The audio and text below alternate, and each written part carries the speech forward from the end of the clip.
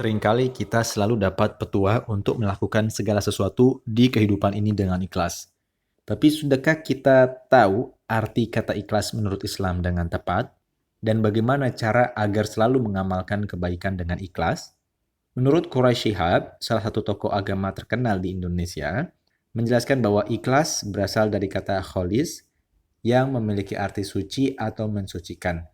Jadi, ikhlas bisa diartikan sebagai upaya mensucikan atau membersihkan amal perbuatan dari niat-niat buruk atau tidak sesuai dengan kehendak Allah.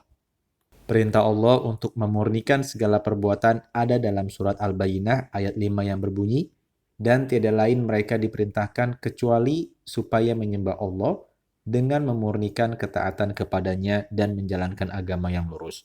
Ayat inilah salah satu penyebab mengapa ikhlas sangat diperlukan untuk setiap amal perbuatan sehari-hari, sembari menghindari perilaku syirik atau menduakan Allah. Salah satu perbuatan syirik yaitu riya. Perilaku ini termasuk syirik kecil, namun musuh terbesar dalam menjalankan sesuatu dengan ikhlas. Riya atau pamer sangat mudah masuk ke dalam diri dan seringkali kita tidak sadar melakukannya. Alhasil, apa yang sudah kita perbuat dengan didasari riya dan bukan karena Allah, tidak akan mendapatkan pahala dan malahan hanya menambah dosa. Sungguh sayang apabila amal baik yang tidak dibarengi dengan ikhlas hanya akan sia-sia dan bahkan mendapat dosa. Oleh sebab itu, mengetahui bagaimana melakukan segala sesuatu dengan ikhlas adalah kewajiban agar diri kita tidak termasuk orang-orang yang merugi. Untuk menjadi orang yang tidak rugi kehilangan pahala, ada baiknya untuk melakukan 7 tips terbaik membangun ikhlas dalam diri. Yang pertama, memahami sifat Allah. Memahami segala sifatnya bisa menjadi langkah awal untuk mengamalkan ikhlas. Dengan cara ini, kita akan tahu bagaimana sifat Allah dan apa saja yang Allah sudah berikan. Pada akhirnya, kita tahu bahwa hidup ini sangat bergantung kepadanya. Inilah penyebabnya ikhlas akan muncul. Yang kedua, mengetahui larangan dan perintah Allah. Cara ini juga sangat perlu karena dapat menghindari malapetaka. Ketika seseorang tidak paham dengan larangan Allah, maka ia cenderung hanya akan malas dan tidak sungguh-sungguh dalam melakukan perbuatan baik.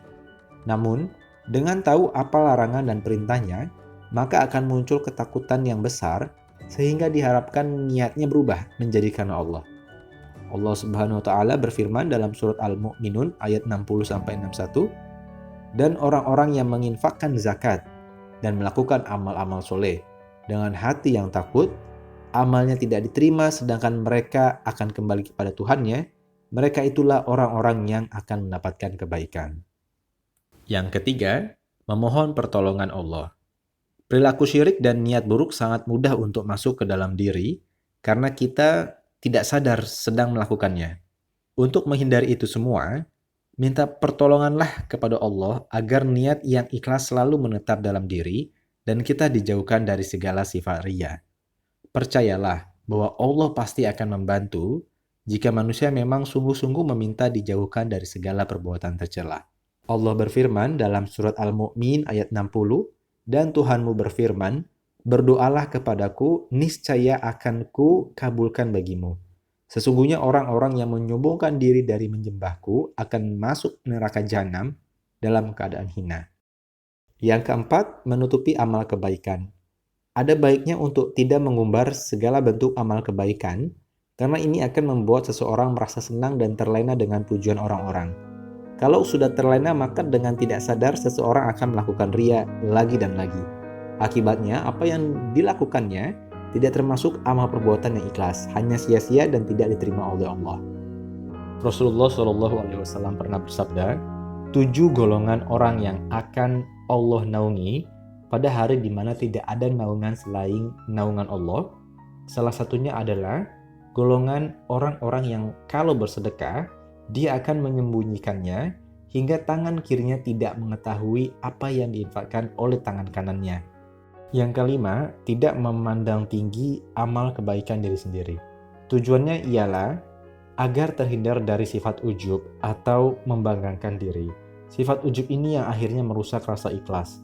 Inilah sebabnya ikhlas tidak dibutuhkan hanya ada di awal perbuatan, namun juga perlu di akhir. Saat diri kita merasa sudah paling baik di antara yang lainnya, maka tidak ada alasan untuk Allah tidak mencabut pahala yang sudah diberi. Yang keenam, abaikan pujian orang lain. Mendapat pujian dari orang lain memang menyenangkan, tapi apalah artinya kalau pujian itu hanya membuat kita menjadi sombong. Jangan jadikan pujian orang lain sebagai alasan untuk melakukan amal kebaikan, karena perilaku tersebut bukan termasuk kategori ikhlas. Perlu diketahui bahwa Allah sangat mencintai manusia apabila mereka melakukannya dengan ikhlas. Yang ketujuh, menguatkan niat ikhlas dalam hati. Niat yang kuat adalah hal yang penting sebelum melakukan sesuatu. Apabila sudah diniatkan dengan sungguh-sungguh ingin melakukan amal kebaikan dengan ikhlas, maka Allah pasti akan membantu kita agar dijauhi dari godaan setan yang ingin membelokkan niat ke arah yang buruk. Bersikap ikhlas memang gak mudah, tapi kalau berlatih terus dan menerapkan cara-cara untuk bersikap ikhlas dari sekarang, maka seiring berjalannya waktu akan jadi lebih mudah dan terbiasa. Jangan sampai segala amal kebaikan gugur karena gak ikhlas ya.